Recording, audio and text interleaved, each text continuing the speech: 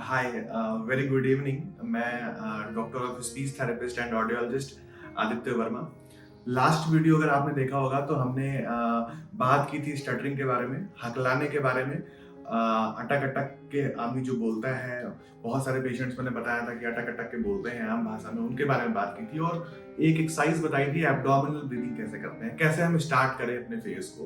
तो एक बार आप लास्ट वाला वीडियो देख लीजिएगा, तो उसमें एग्जैक्टली आपको पता चलेगा कैसे हम उसको आप अपने डेली रूटीन में फॉलो कर सकते हैं। नेक्स्ट स्टेप क्या है कि एक नेक्स्ट एक्सरसाइज हम करेंगे इसके बाद, वो है प्रोग्रेसिव रिलैक्सेशन। तो कभी स्टटर वाले पेशेंट्स को आपने देखा होगा या आपने खुद भी महसूस किया होगा कि जब हमारा कॉन्फिडेंस लो होता है या कुछ वैसी चीज होती है कि हम जब बोलते हैं तो हकलाने लगते हैं, तो सिर्फ हम हकलाते नहीं हैं। उस कंडीशन में हम सिर्फ हकलाते नहीं हैं, हम बहुत सारी एक्टिविटीज भी करते हैं। जैसे हम हकलाने के साथ साथ अपने हाथों के साथ भी चीजें करना स्टार्ट कर देते हैं, हाथ पीछे कर लेते हैं, काउंटिंग करना स्टार्ट कर देते हैं, या हमारे पैर कपकपाते हैं, या हमें लगता है कि अभी गड़बड़ हो जाएगा, या हमें लगता है कि मैं आगे बोल पाऊंगा। ऐसी बहुत सारी चीजें होती हैं जो अमूमन आम बात है। तो इन चीजों को कैसे दूर करें? तो इन चीजों को दूर करने के लिए आपको ये वाली एक्सरसाइज करनी बहुत जरूरी है, जिसका नाम है प्रोग्रेसिव रिलैक्सेशन। ये भी बहुत इजी है, आप आराम से कर सकते हैं। सबसे पहले क्या करना है, आपको एक बहुत ही क्वाइट प्लेस ढूंढना है। आपको अपने घर में मिल जाएगा, या कहीं भी आपको महसूस हो कि ये क्वाइट प्लेस है तो आप वहां भी कर सकते हैं। और थोड़ा सा कंफर्टेबल, क्वाइट और कंफर्टेबल प्लेस ढूंढना है, नॉइज वगैरह बिल्कुल भी ना हो। और चेयर पे भी कर सकते हैं या बेड पे भी कर सकते हैं। बेड पे करेंगे तो ज़्यादा आसान, ज़्यादा अच्छा रहेगा।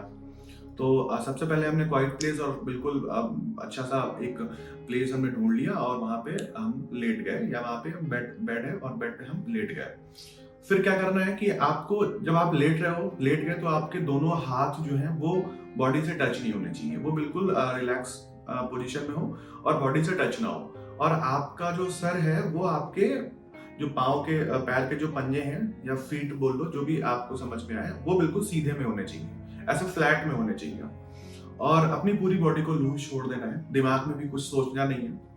आपको बस वो एंजॉय करना है, वो मोमेंट एंजॉय करना है।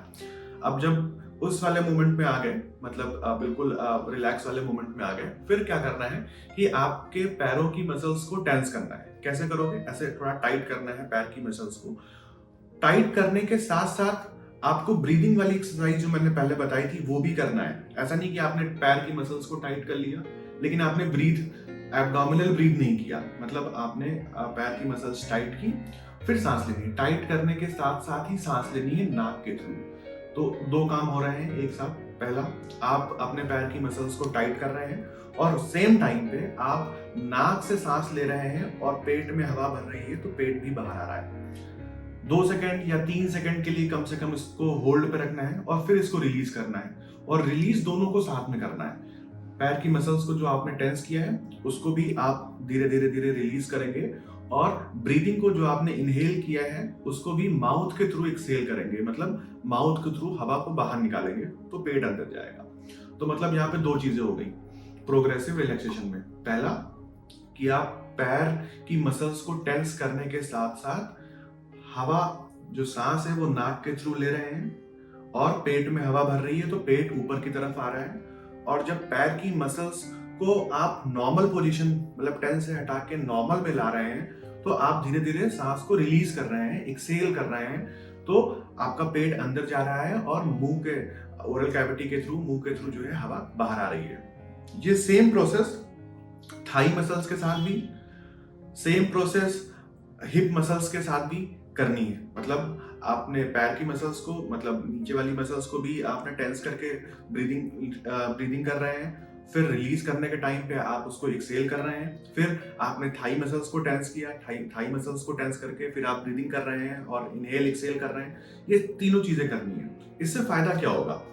इससे फायदा ये होगा कि जो आपका स्टटरिंग के टाइम पे, स्पीच के टाइम पे जब आप स्टटर करते हो, तो उस टाइम पे जो आपका कॉन्फिडेंस लेवल लूज होता है, जिसकी वजह से आप, हाँ, क्या बोलते हैं कि आप थोड़ा सा कांपने लगते हो, या आपकी अलग लेवल की एक्टिविटीज आपको पता चलती हैं। आपके दिमाग में रहता है कि मैं भूल जाऊंगा, मैं आगे बोल पाऊंगा कि नहीं बोल पाऊंगा, या आप प्रिपेयर नहीं रहते हो सकता है आप प्रिपेयर रहते हो लेकिन आपको लगता है कि मैं प्रिपेयर नहीं हूँ। तो ये सारी चीजें दूर होंगी।